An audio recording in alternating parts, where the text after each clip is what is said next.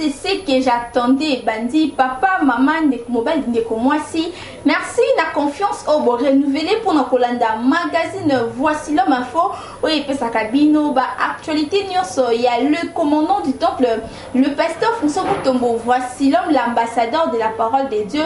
Pinao Italie ACK Kalembelembe Mobimbanga Julina Ngalula, la femme de médias, nous allons toujours ne un peu plaisir. Il y a composanté en haut pour Nabino Mbote du Paï Bozoan.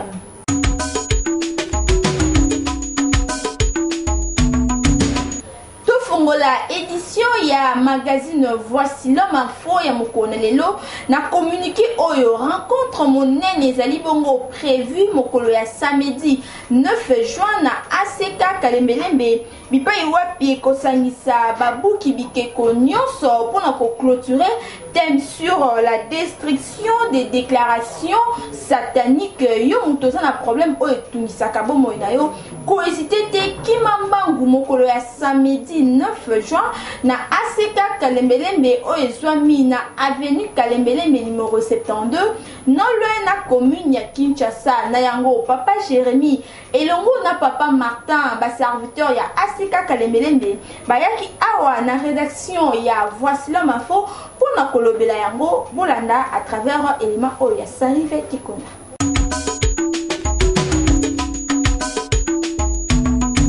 Sango ezali bonne nouvelle oyo comme na bana na Zambé na koyebisa bango ete samedi le 9 de 14h à 19h na ACK Kalembelembe toza na milulu minene milulu ana vraiment ezosenga pena mutu nyonso a répondre. Thème intitulé la destruction des réclamations sataniques. Toboto le bango familial parce que ezali ko limité. Alors tout qui est na un niveau satanique parce que le diable azana nous libre moto ya a précipita ya longola na lo la boaka ya awa a désarma été a dégradé et pété. Donc jusque là il est toujours en fonction. Alors azo qui peut mutunyons. On a trouvé que c'est important et ça ne peut pas na tina batunyons oyo bazolanda biso na télévision na radio ba oyo to sambela kana bangote na Kalembelembe ba oyo bazali bipai na bipai to sangisa bango pe mukolo wana elongo na bana zamba Kalembelembe to buka ba réclamation de famille elongo na bango biso nyonso denga na télémia réclamation satanique au papa elongo la mutu veste ya musala nzambe lobi akomota mona kilote azomela diamba azomela cigarette ndeto yoko benga libota na Zambé nyonso ba oyo bazolanda biso même atoza na braza yaka même ata oza wapi osambela kana kombo na Yesu tokutana to sala musala wana to bebisa ba réclamation des familles et kozala na ACK Kalembelembe oyo kambami avec le pasteur François Mutombo Voici l'homme na commune à Kinshasa quand même na bandeko bayebi quand même Kinshasa soko komika déjà na commune ya Kinshasa na nini maison communale soko tunika ke église ya munene ya koto wana eza peut-être komiku misate mais ezebani déjà que église ya munene ya koto wana.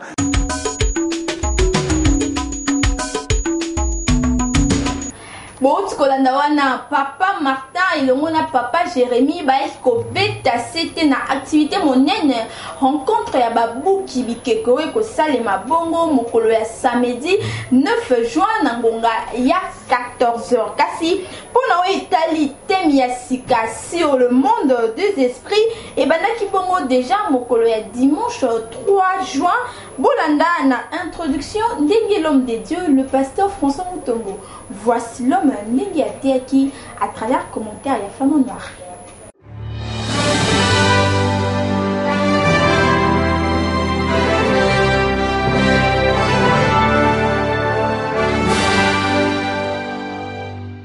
Thème en ezali le monde des esprits.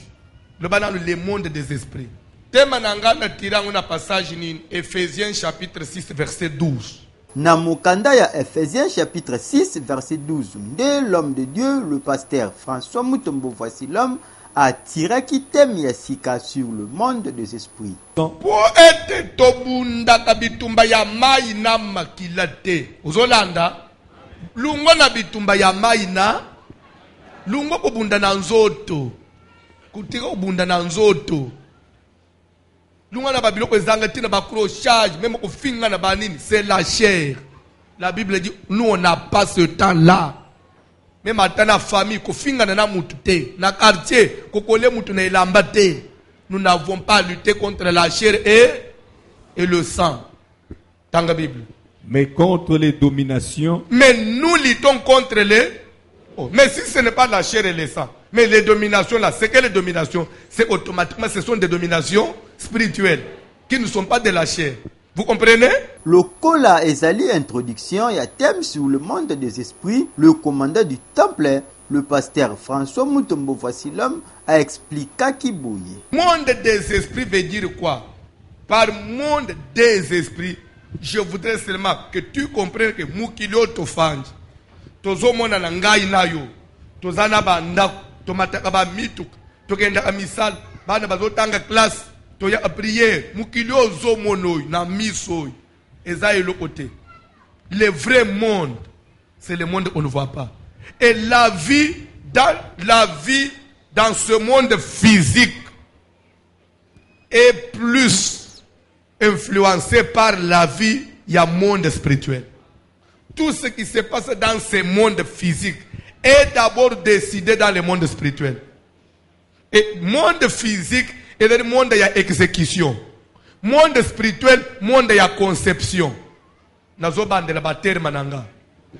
monde physique c'est un monde d'exécution.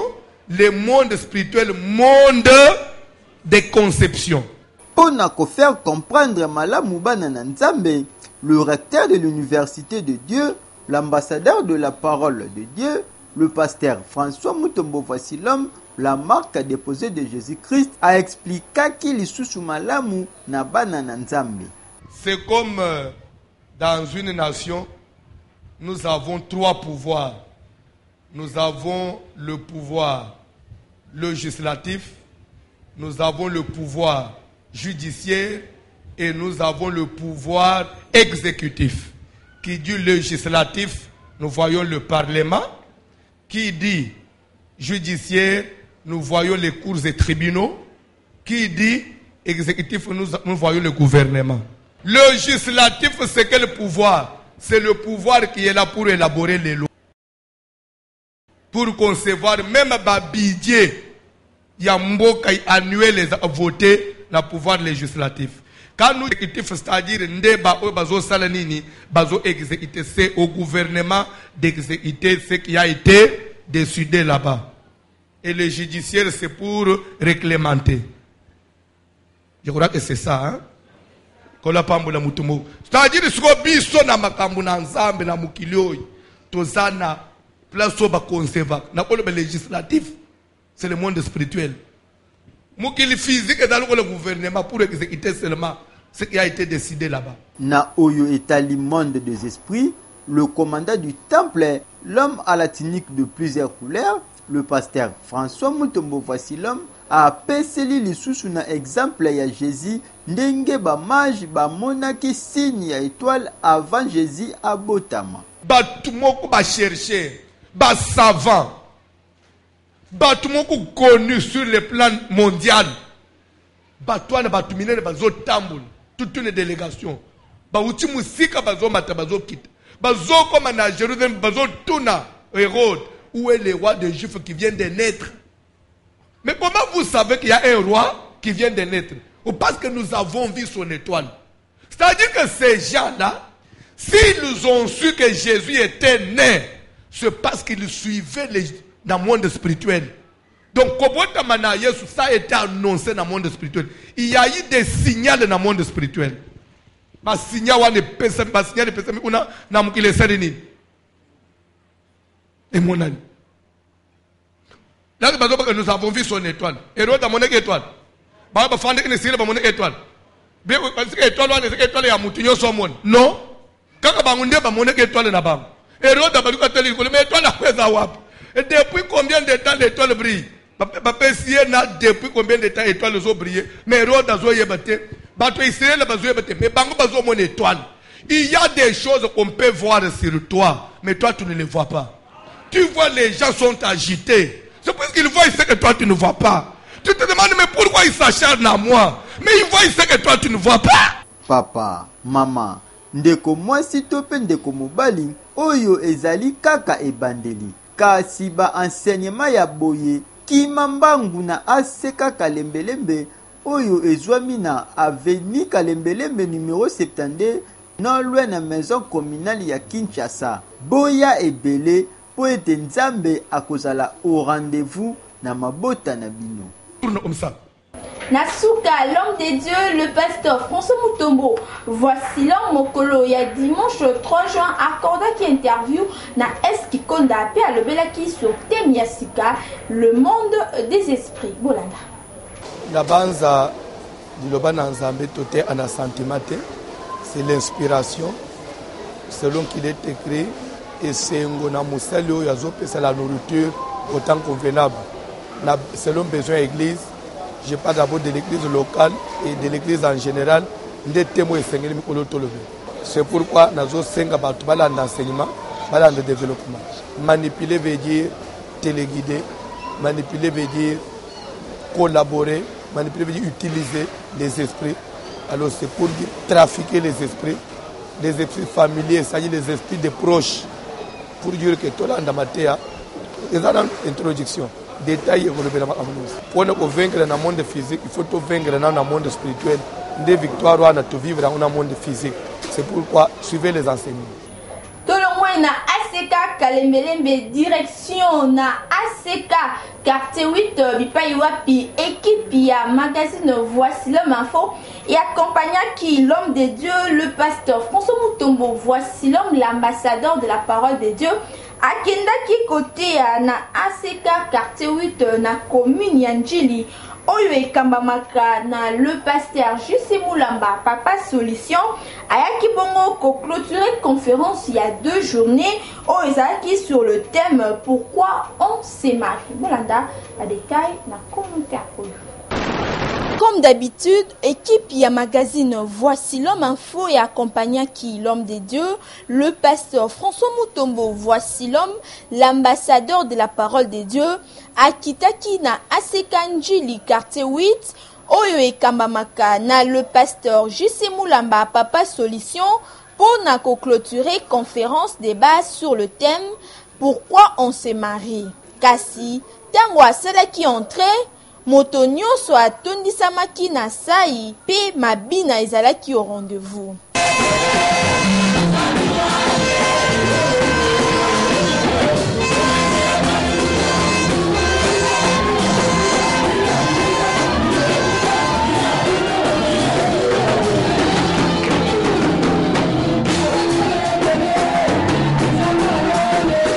Kasi lokola ezalaki conférence débat, le pasteur François Mutombo Voici l'homme atunaki na bana na Nzambe question pour na koyeba pourquoi on se marie. Moto na moto apesaki avi na ye.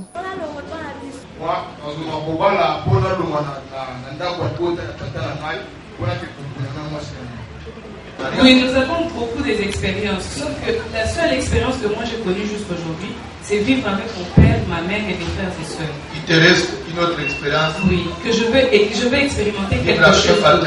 Oui, quelqu'un d'autre. Na mokanda ya Genèse chapitre 2 verset 18 à 24, né l'homme de Dieu, le pasteur François Mutombo Voici l'homme a expliqué qui origine ya mariage na lisolo ya Adam na Ève. Na sima na yango, le pasteur François Mutombo Voici l'homme la marque de posée de Jésus-Christ. Apesaki na bana na Nzambe ba raison oyo tokoki kobala. Première raison selon Paul, on se marie aussi pour éviter les bêtises. S'il n'y a pas de mariage à l'église, on va les indomba. Comme on dit autres, on va Paul. Et comme on a âge moko, les âges de bêtisité, de comme une personne normale, aussi si jeune, il y a peu de pays. Aux années jeunes, il y a peu de tombeau. Tu as compris la parole de Dieu. Se marier, c'est la volonté de Dieu. Il faut qu'on arrive un jour à mettre fin à la formation italienne. Est-ce qu'un jour il faut que tu le dans Amen? Amen. Alléluia. Troisième raison pourquoi on se marie. On doit se marier pour honorer ses parents. Raison pour laquelle Hébreux 13 dit que le mari soit honoré de tout. En se mariant, on honore ses parents.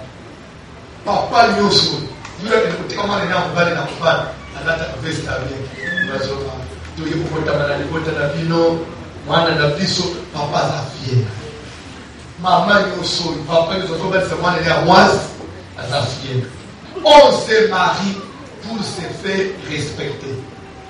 Vous savez, certaines personnes viennent dans cette église puisqu'ils savent que tu es marié. Quand on te voit marié, on te trouve responsable. Si tu étais prophète Jésus célibataire, le Lokanya va faire une chambre.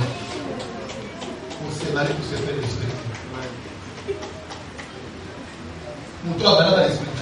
Moi, c'est la respecter. Au bas de tes à 2 ans dans mon groupe, ma sœur, au soir pour le soir, moi, on a un salade.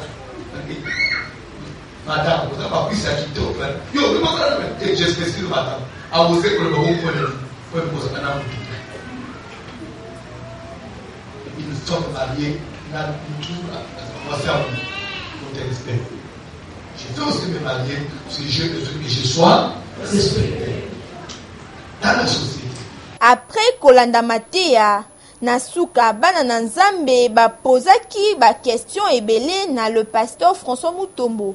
Voici l'homme pe a répondaki bango malamu. Pona kosukisa conférence yango kitoko, le pasteur François Mutombo, voici l'homme, asengaki na moto nyonso afukama pe asambelaki bango. Et cela au nom de Jésus. Vous venez de certaines familles, des familles pauvres, des familles condamnées, des familles où vit la sorcellerie. Est-ce que cette prière puisse se délibérer de tous les emboutements, de toutes les condamnations de ta famille? Et cela au nom de Jésus-Christ. Que la droite de l'Éternel vous bénisse ce soir. Amen. Que dans cette église, que de cette église sortent des puissants. Après avoir kolendisa bajene nyonso pour la conférence sur le mariage, le pasteur François Mutombo, voici là, accordé une interview na S Kikonda Olanda. Oui, et c'est la conférence, il y a jeunesse, il y a ACK Mobimba, et dans le quartier où il était, jeunesse et ACK, le deuxième jour de clôture, thème Zalaki, pourquoi on se marie. Il fallait expliquer aux jeunes, Hôtel Sabango, pourquoi le jeune doit se marier. Je crois que c'est la question que nous venons de débattre à l'ACK quartier 8, dans le cadre du comité et la jeunesse de toute l'ACK. Ce qu'on a dit, c'est que totaliste même que Adam, avant Zamba, pensait pour saluer les mois-ci, il y a une épreuve. Il y a réussir un examen, c'est-à-dire que Dieu dira qu'il n'est pas bon que l'homme soit seul. Donc il y a des critères, il y a des conditions que c'est que je n'ai rempli. Je crois que vous avez la matière totale ici. Ce que vous avez dit, à comprendre comment il peut arriver à retrouver, d'abord, il faut se confier à Dieu. Zamba Pambola, parce que je sais que le comité de la jeunesse et ACK Mobimba, à Pambola, la jeunesse va répondre. Je crois que c'est le matin. Pasteur J.C. Moulamba, Papa Solution Mokambi, il y a ACK quartier 8 na commune Yanjili, yepi azamaki malobate, atondi samaki na sai, bolanda ye liboso ya caméra ya SL Kikonda. Sa conférence débat moko en tant que président national et international de la jeunesse ya ACK na église locale oyo Mokambi nanga communauté Pesingana Kamba avec Pascal Mokona. Département jeunesse et organisé qui conférence débat na thème ezoloba pourquoi se marie-t-on na ba période tozo courir na ba moment tozo lekisa tozo ngisa ba jeune na nzela déviation comme makasi mobule comme makasi tozo sambe la solution exacte to faire comprendre bon ce qu'est le mariage batu bazo comprendre surtout pourquoi bazo bal intérêt libala ngozani le pourquoi ya kobala ngozani objectif na ngozani yango mo pe libala ngozani to recadrer bango bazonga na cadre ba comprendre pour passer la erreur te ba yeba le pourquoi on se marie pourquoi pour la zolo bakena ba minute le kola boy ba moment le kola boy pourquoi na ko encourager ba suba bala te basa le kola ngai mais pour ba ba okate ba bala pourquoi pour la wolo ba bongo bala kisabana na nzamba po mutu nyonso nao ya yebi yango te il faut ka bala mutu azona église ka po abala parce que libala ngo za pona mutu pe nyonso 2 journées et c'est pelaki parce que il faut bloquer sur la stratégique tout ça, parce que d'ici là, il y aura encore un autre débat. Autocolobé déjà sur le mariage, le divorce et le remariage. C'est déjà dans le programme et d'ici là déjà, tout ça, la cadre bien pour accueillir pendant un grand nombre de personnes de façon que ma chaîne va l'édifier. Quelques serviteurs, il y a ACK, quartier 8, Bango pe baton disamaki nansai et surtout na thème sur le mariage, Ndenge l'homme de Dieu, le pasteur François Mutombo. Voici l'homme à l'endisaki na bajen, Bolanda Ndenge balobaki.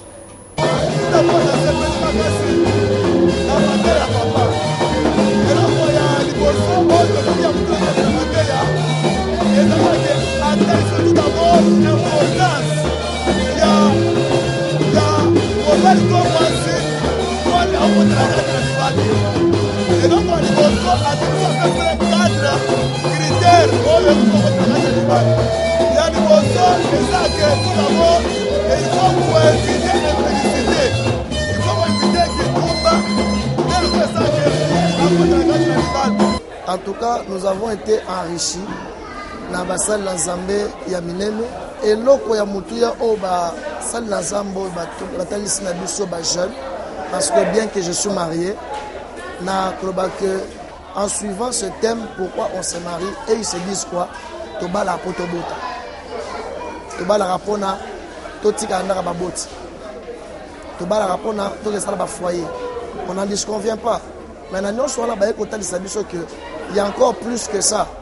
Que lorsqu'on parle du mariage, selon le pasteur François Mutombo, il a dit, premièrement, on se marie pour fuir l'impudicité. Conseil, on a coupé ça na bana Zambé et surtout na jeunesse Yalelo, en suivant aussi ce qu'on nous a enseigné aujourd'hui pour la clôture par pasteur François Mutombo. Et donc, c'est un jeune de ne pas être pressé à se marier. Et il faut beaucoup prier parce que la jeunesse d'aujourd'hui est beaucoup combattue. Après avoir colandamaté à Kitoko, l'homme de Dieu, le pasteur François Mutombo. Voici l'homme à l'Indisaki Bango, Bango pe balobaki, liboso à caméra à travers live filmé par Flamand Noir. Côté Bananzambe, Ardodali Pongona, ACK, Njili, quartier 8, précisément à Wanachangu et Kamamaka, l'homme de Dieu, le pasteur Juste Moulamba, Papa Solution. L'homme de Dieu, il faut clôturer thème sur le mariage. Bananzambe, Bazaki, vraiment, n'est-ce pas, on a été, Motonios, oh, la date qui m'a dit, à ce moment-là, qui n'est pas maman, on partage la Bananzambe, ni le Kilelo. Sepeli na mate ya papa alobi etouche motema na ngai makasi Nzambe wana asalela ngai ngolu. Merci maman. Côté maman. Dès tu vas mate sur le mariage et puis il passer ensemble de voici l'homme. On va partager ni na bana Nzambe. Mate ane sepeli singa ingala ala marié. Na yepona oyo kana obaksa. Isusu ya bien la kata libala na ngai yanga na yo ko mate sepeli singa makasi lokala no binzamba pambola ya isusu alingina pesa $100 pour la jeunesse à quartier. Il y a pasteur François Mutombo, voici l'homme sur le mariage. Alors qu'on partage na bana Nzambe à travers la caméra la biso.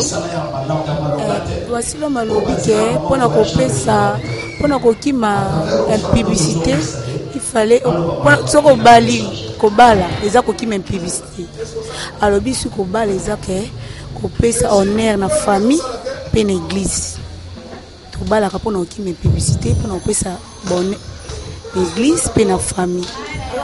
Le lot est apporté au Nil, au CPL non parti. La CPL parce que na yeba ki teke publicité za ceux qui n'ont pasalité auto sala des publicité. Yeba ki te. Tant François Lobi na comprendre que une publicité to sala kango au-delà du mariage.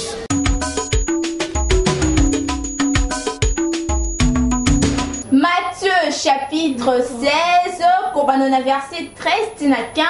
pour comprendre que est commis la rubrique opinion bipai wapi rédaction ya magazine Voici l'homme info et kitaranatara et tout na population nani Voici l'homme na yango pour na mokona lelo to tout na banani bolanda.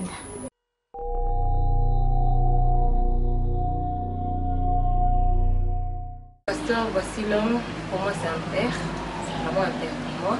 En tout cas, naïba Pasteur Voici l'homme na TVT, na ma TAT, naïba ye, la bazaraki na lokole là. En tout cas, tu banda qui n'est zigida maman abisso, tu banda les cas juste wana. En tout cas, ambiance tout le monde a prière place wana. En tout cas, ça nous avait beaucoup attiré. Ce n'était pas la louange, ce n'était pas autre chose, mais c'était simplement la prière. Je sentais que les gens étaient vraiment concentrés, les gens s'étaient vraiment donnés à la prière. C'était une ambiance, en tout cas, on dirait l'eau là quoi. Alors, on était vraiment très intéressés par ça et c'est depuis là que tout le monde ensemble de la place. En tout cas, déjà, là, vous à l'église, ça n'a pas été pour un but précis. Donc, il a été que tout l'andaka, quelque chose, non. C'était juste pour la prière. Mais en tout cas, je peux dire que cette église-là m'a beaucoup apporté.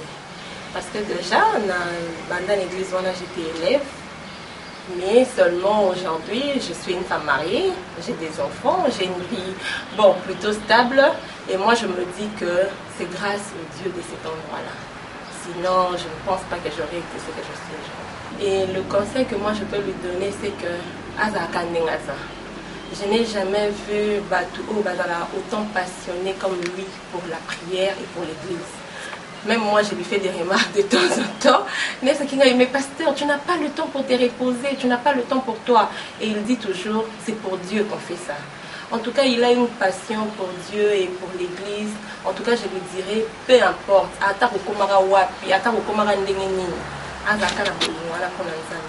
Et je pense que Dieu fera encore de grandes choses.